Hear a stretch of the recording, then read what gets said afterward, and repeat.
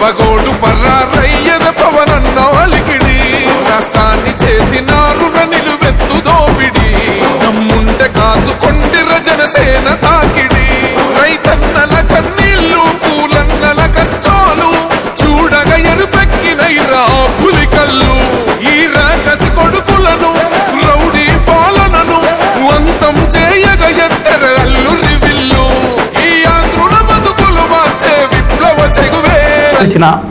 ఎవరు ఓడినా మనమందరూ సంయమనం పాటించాలి. ఎందుకంటే గెలుపు ఓటములు అనేది కేవలం ప్రజా సంక్షేమం కోసం చేసినటువంటి ఒక ప్రయత్నంగానే అన్ని పార్టీల కార్యకర్తలు కానీ నాయకులు కానీ శ్రేణులు కానీ భావించాలి. ఎందుకంటే విమర్శలు అనేది వచ్చినప్పుడు ఒక్కొక్కరు వ్యక్తిగతంగా వాళ్ళ ప్రసంగాలు కొన్నిసార్లు అవతల వాళ్ళని బాధ పెట్టిండొచ్చు. సో ఏ పార్టీ నాయకునైనా కూడా కాస్త బాధ కలిగిండొచ్చు. కానీ నేనేమంటున్నానంటే అవి ఆ ఎలక్షన్ ప్రక్రియలో జరిగేటువంటి భాగమే. So election is over. ఇప్పుడు మనం ఆ ద్వేషాలను ఇంకా మనసులో పెట్టుకొని రేపొద్దున పలానా నాయకుల్ని మా వాళ్ళు అదే అన్నారు ఇదే అన్నారు అనేది ఎవరూ పెట్టుకోకుండా ఒక ప్రశాంతమైనటువంటి వాతావరణంలో మళ్ళీ తిరిగి ఎవరు గెలిచినా ఏ పార్టీ అధికారంలోకి వచ్చినా మళ్ళీ తిరిగి ఆదోని నియోజకవర్గ అభివృద్ధి కోసం వాళ్ళు పాటుపడాలని నేను ఆ పార్టీల శ్రేణులకు అందరికీ నేను కోరుకుంటున్నాను. అలాగే నిన్ననే ఎగ్జిట్ పోల్స్ కూడా మొన్న 1వ తేదీ వెలువడినాయి. సో ఎగ్జిట్ పోల్స్లో కూడా నిజంగా ఒక శుభ పరిణామం ఏంటంటే దాదాపు వెలువడినటువంటి ఎగ్జిట్ పోల్స్లో మేజర్గా ఆంధ్రప్రదేశ్లో ఎన్డీఏ కూటమి అధికారంలోకి రాబోతోంది అనేది నిజంగా ప్రతి జనసేన పార్టీ కార్యకర్త, ప్రతి తెలుగుదేశం పార్టీ కార్యకర్త, ప్రతి బీజేపీ పార్టీ కార్యకర్త 3 కండువాలను 3 జెండాలను మోసి ప్రజల కోసం మోసినటువంటి ప్రతి కార్యకర్త చాలా సంతోషపడుతున్నాడు ఈరోజు. చూద్దాం. ఎందుకంటే చాలామంది అంటుంటారు తినబోతూ రుచి అడగడం ఎందుకు, టికెట్ కొనుక్కొని సినిమా హాల్లో కూర్చుని తర్వాత సినిమా ఎలా ఉంటుందని పక్కన కథ అడగడం కూడా అది ఇది కాదు. దానికే రేపు ఎలాగో వెలువడుతున్నాయి కాబట్టి ఎగ్జిట్ పోల్స్ అన్నీ ఎన్డీఏ కూటమికి ఫేవర్గా ఉండడము తప్పకుండా మేము కూడా ఆశాభావం వ్యక్తం చేస్తున్నాము. అతిపెద్ద మెజారిటీతో ఎన్డీఏ ప్రభుత్వాన్ని స్థాపిస్తుంది ఆంధ్ర రాష్ట్రంలో. తప్పకుండా నారా చంద్రబాబు నాయుడు గారి సారథ్యంలో పవన్ కళ్యాణ్ గారు అలాగే పురంధేశ్వరి గారి నాయకత్వంలో తప్పకుండా ఆంధ్రప్రదేశ్లో ఈ 5 ఏళ్ళు జరిగినటువంటి ఏవైతే నిర్లక్ష్యాలు ఉన్నాయో, పాలనలో వైఫల్యాలు ఉన్నాయో వాటిని అన్నిటినీ తిరిగి అంటే అభివృద్ధిలో తెచ్చే విధంగా తప్పకుండా ఎన్డీఏ పార్టీ కృషి చేస్తుందని కూడా ఈ మీడియా ముఖంగా నేను తెలియజేసుకుంటున్నాను. ఇది ముందస్తుగా ఎగ్జిట్ పోల్స్ ఎన్డీఏకి ఫేవర్గా ఉన్నాయి కాబట్టే నేను ఈరోజు ఈ వాయిస్ని నేను ఇస్తున్నాను. రేపటి లోపల ఖచ్చితంగా అవి ఏమనేది ప్రజలు ఎవరి పక్క నిలబడినారు, ఎవరికి తీర్పు ఇచ్చినారు ప్రజలు అనేది రేపు సాయంత్రం లోపల మొత్తం వెలువడుతుంది. సో దాదాపు రాజకీయ నాయకులు వాళ్ళ ప్రసంగాల్లో గెలుపోటముల తర్వాత మాట్లాడుకునేటువంటి విషయం ఏంటంటే మేము ప్రజల తీర్పును శిరసా వహిస్తున్నాము. సో ప్రజలు ఏ తీర్పు ఇచ్చినా కూడా దానికి కట్టుబడి ఉంటామని క్యాజువల్గా మనం ఎన్నోసార్లు చూస్తూ ఉంటాం. సో ప్రజల తీర్పును శిరసా వహించే వాళ్ళు నాయకులు దయచేసి మీ శ్రేణులను కానీ రెచ్చగొట్టకండి. అలాగే ఎక్కడ కూడా మీరే వచ్చి మీ శ్రేణుల దగ్గర బాధను వ్యక్తం చేసుకోవడము ఇటువంటి ప్రయత్నాలు దయచేసి ఏ నాయకులు కూడా చేయకూడదు అనేది నా యొక్క ఉద్దేశం.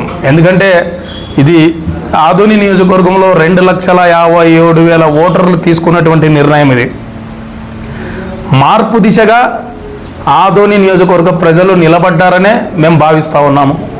తప్పకుండా పార్థసారథి గారు కూడా తప్పకుండా విజయం సాధిస్తారనే ఆశాభావం వ్యక్తం చేస్తున్నాము.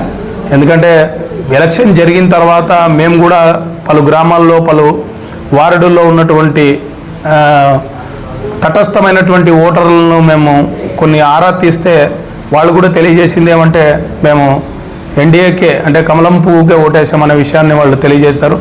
సో సర్వేలు కూడా ఆదోన్లో తప్పకుండా పార్థసారథి గారు గెలుస్తారనేటువంటి విషయాన్ని వెల్లడిస్తున్నాయి. కాబట్టి తప్పకుండా పార్థసారథి గారు గెలిచిన తర్వాత జనసేన పార్టీ, తెలుగుదేశం పార్టీ ఆయన ఒక నాయకత్వంలో ఆదోని నియోజకవర్గ అభివృద్ధి కోసం పాటుపడతామని కూడా నేను తెలియజేసుకుంటూ సెలవు తీసుకుంటున్నాను. అండ్ నేను చివరిగా నియోజకవర్గ ప్రజలకు నేను తెలియజేసేది ఏమంటే, అంటే యాజ్ ఎ పొలిటీషియన్గా, యాజ్ ఎ జనసేన పార్టీ ఇన్ఛార్జ్గా 67.5% మాత్రమే ఈసారి ఆదోని నియోజకవర్గంలో ఓట్లు పోలయ్యాయి.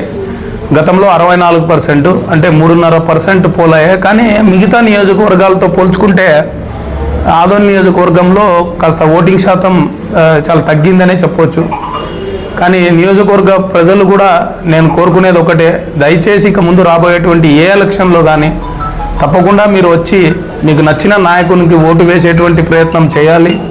తప్పకుండా మిగతా నియోజకవర్గంలో మాదిరి ఆదోని నియోజకవర్గంలో కూడా 80%కి మనము 80% పైబడే పోలింగ్ జరిగేటట్లు ప్రతి ఒక్క ప్రజానికం ప్రయత్నించాలని కూడా నేను ఈ మీడియా ముఖంగా వాళ్ళకి తెలియజేసుకుంటూ, అలాగే ఈ యొక్క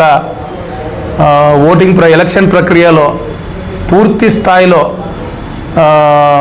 భద్రతా బలగాలు ఇక్కడికి వచ్చి పోలీసు వారు కూడా ఎక్కడ కూడా అల్లర్లు జరుపుకోకుండా వాళ్ళు కూడా నిజంగా వాళ్ళందరికీ జనసేన పార్టీ తరఫున పోలీస్ శాఖ వారికి అండ్ సిఆర్పిఎఫ్ వాళ్ళకి, మిగతా రక్షణ బలగాలకి అందరికీ జనసేన పార్టీ తరఫున మా హృదయపూర్వక పాదాభివందనాలు తెలియజేసుకుంటున్నాము. ఎందుకంటే ఏ సామాన్యునికి కానీ రక్షణ కల్పించాలంటే పోలీస్ శాఖ అనేది చాలా ఇంపార్టెంట్. అలాగే వారు కూడా రేపు జరగబోయేటువంటి కౌంటింగ్ ప్రక్రియలో కూడా ముందస్తుగా చాలా జాగ్రత్తలు తీసుకుంటున్నారు. మేము జనసేన పార్టీ తరఫున అయితే జనసేన పార్టీ శ్రేణులకు మేము తెలియజేసేది ఒకటే, ఎక్కడ కూడా గెలుపు ఓటర్లని మన మనసులో పెట్టుకొని ఆనందించాలే తప్పితే ఎక్కడ కూడా మీ వార్డుల్లో కానీ మీ గ్రామాల్లో కానీ దయచేసి ఇంకొక పార్టీ వాళ్ళని కించపరిచే విధంగా మనము అటువంటి చర్యలు చేయడం వద్దు అనే విషయాన్ని కూడా జనసేన పార్టీ శ్రేణులకు అందరికీ నేను తెలియజేస్తున్నాను. ఇది కేవలం జనసేన పార్టీనే కాదు, అన్ని పార్టీలు దీన్ని పాటించాలి.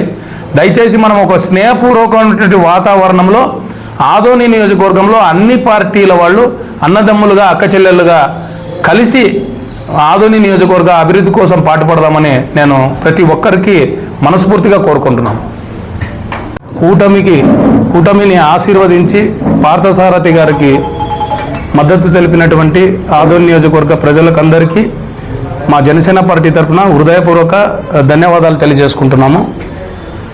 అలాగే అన్ని పార్టీల వాళ్ళు ఎన్నికల ప్రచారంలో భాగంగా వారి వారి గ్రామాల్లో కానీ వారి వారి వార్డుల్లో కానీ నియోజకవర్గం మొత్తం మీద ప్రజలకు తమ పార్టీ ఏం చేస్తుందనేటువంటి భరోసాన్ని, నమ్మకాన్ని కలిగించడానికి వారి వారి ప్రసంగాలు కొనసాగాయి. అలాగే డోర్ టు డోర్ క్యాంపెయినింగ్లు జరిగాయి. ఒకరి మీద ఒకరు విమర్శలు చేసుకున్నారు, ఒక పార్టీ మీద ఒకరు. ఇవన్నీ ప్రజలను నమ్మించడానికి చేసినటువంటి ఒక ప్రయత్నమే. అది భారతీయ జనతా పార్టీ, తెలుగుదేశం, జనసేన కూటమి కావచ్చు, వైసీపీ కావచ్చు, లేకపోతే కాంగ్రెస్, ఇతర పార్టీలు ఏవైనా కావచ్చు, వారి వారి అభ్యర్థుల గెలుపు కోసం ప్రయత్నించినటువంటి ఒక ప్రయత్నం అది. కానీ నేను ఆదోని నియోజకవర్గంలో ఉన్నటువంటి అన్ని రాజకీయ పార్టీలకు జనసేన పార్టీ తరఫున తెలియజేసేది ఏమంటే, రేపు అనగా జూన్ 4వ తేదీ కౌంటింగ్ ప్రక్రియ ఉంటుంది. దాదాపు సాయంత్రం 4 గంటల లోపల ఆదోని నియోజకవర్గం ఫలితం పూర్తిగా వెలువడుతుంది. సో అన్ని రాజకీయ పార్టీల ఉన్నటువంటి శ్రేణులందరికీ నేను తెలియజేసేది ఏమంటే, ఎవరు